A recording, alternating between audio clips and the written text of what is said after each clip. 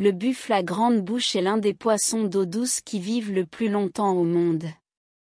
Supercentenaire, cette espèce étonnante ne montre aucun déclin lié à l'âge, et même des améliorations avec les années. Mais reste vulnérable à l'activité humaine. Si la longévité de Jeanne Calme vous fait rêver, son record de 122 ans et 164 jours sur la planète Terre est largement battu, par un poisson. Capable de vivre au moins 127 ans, le buffle à grande bouche a de quoi inspirer les laboratoires de crèmes anti-âge. Car en plus de vivre très longtemps, cette espèce ne montre pas de signes de détérioration liés au vieillissement et même au contraire sa santé s'améliore avec le temps. Ce poisson qui se prend pour un buffle, originaire d'Amérique du Nord, souvent de couleur olive brunâtre, a longtemps été ignoré par les scientifiques. Ces dernières années, ces incroyables caractéristiques ont été révélées, en même temps que les menaces de disparition qui le guettent. Cette star de l'eau douce peut donc briller sur les tapis rouges aquatiques pendant une centaine d'années, et toujours avec la même vivacité. Dans une étude publiée dans la revue scientifique Report en 2021, les scientifiques affirment n'avoir trouvé aucune preuve de déclin lié à l'âge. Au lieu de cela, les poissons plus âgés semblaient moins stressés et avaient une plus grande immunité que les poissons plus jeunes, ce qui suggère des améliorations. Plusieurs énigmes subsistent encore sur les secrets de leur longévité, mais il est possible que les buffles à grande bouche maintiennent leur télomère, dont le raccourcissement est un signe biologique de vieillissement grâce à une enzyme qui les empêche de raccourcir.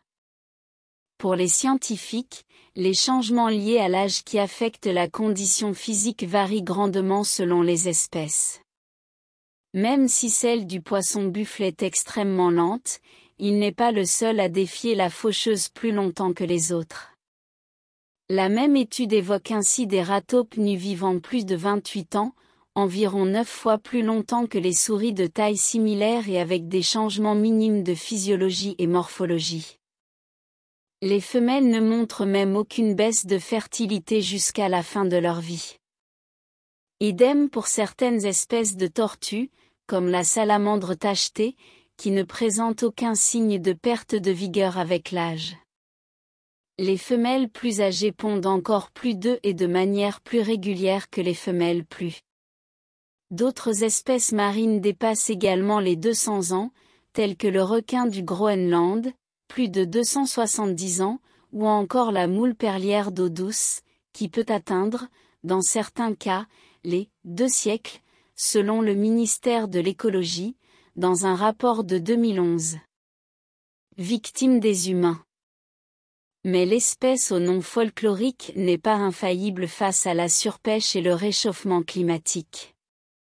Une étude de 2022 menée au Canada, aussi publiée dans Scientific Report, a constaté un nombre alarmant de vieilles générations de poissons par rapport aux jeunes. 99,7% des poissons échantillonnés, 389 sur 390 poissons, dans le lac du Rice, au Minnesota, avaient plus de 50 ans. La plupart d'entre eux étaient même nés avant la fin de la Seconde Guerre mondiale, avec un âge médian de 79 ans.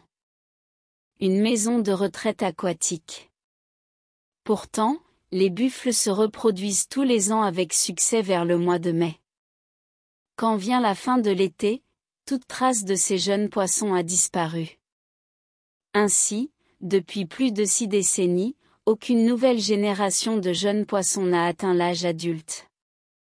La théorie des chercheurs et chercheuses est que les buffles à grande bouche sont extrêmement vulnérables à la dégradation de leur habitat, aux espèces envahissantes et la pêche à l'arc, selon une autre analyse parue dans le Canadian Science Publishing. C'est l'une des plus anciennes populations animales au monde, et il n'existe aucune gestion ni protection de l'espèce, explique Alec Lachman à la BBC, chercheur en poissons à l'Université du Minnesota, et l'un des plus grands experts des buffles à grande bouche. À l'heure actuelle, personne ne sait à quel point l'écart actuel de 60 ans entre les générations est anormal, ni même quelle pourrait être la durée de vie maximale de ces poissons. Les scientifiques appellent donc à une approche de précaution, immédiatement, avec une réglementation de la pêche.